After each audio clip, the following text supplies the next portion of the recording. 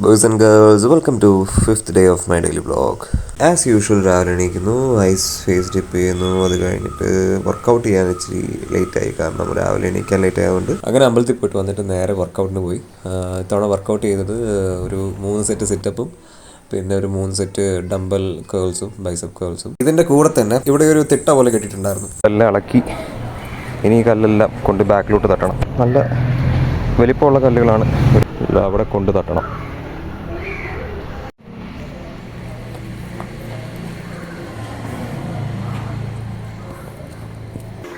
ഒരു കൈ കൊണ്ട് വലിച്ചു നോക്കി, പക്ഷേ സാധനം വരുന്നില്ലായിരുന്നു. അവസാനം കട്ടയ്ക്ക് പിടിച്ചിട്ടാണ് ഞാൻ സാധനം വലിച്ചെടുത്തത്. അത്യാവശ്യം നല്ല വെയിറ്റ് ഉണ്ടായിരുന്നു. അങ്ങനെ അവസാനം സാധനം വലിച്ചുകൊണ്ട് പുറകിലിട്ടു. അങ്ങനെ ബാക്കിയുള്ള കല്ലുകളും കൂടെ വലിച്ചുകൊണ്ട് പുറകിലിട്ടു. അപ്പോഴാണ് നമ്മുടെ വണ്ടിയുടെ ക്രാഷ് ഗാർഡ് വെക്കാനാണ് ഓർത്തത്.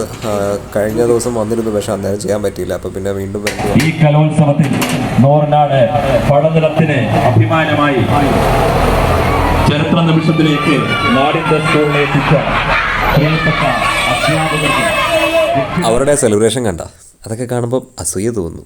ഒരു ടെൻഷനും ഇല്ല, വർക്ക് സ്ട്രെസ് ഇല്ല. അവിടെ പെർഫോം ചെയ്യുന്നു, അവാർഡ് മേടിക്കുന്നു. ഇവിടെ പെർഫോം ചെയ്യുന്നു, escalation മേടിക്കുന്നു.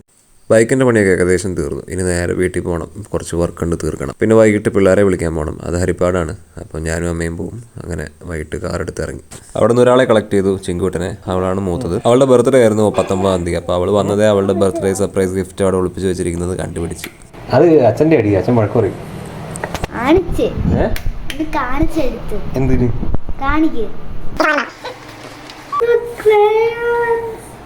Happy birthday to you. നീ പറഞ്ഞ ക്രയോൺസ് കളർ സെറ്റ് വേണമെന്ന്. ഇഷ്ടപ്പെട്ടോ?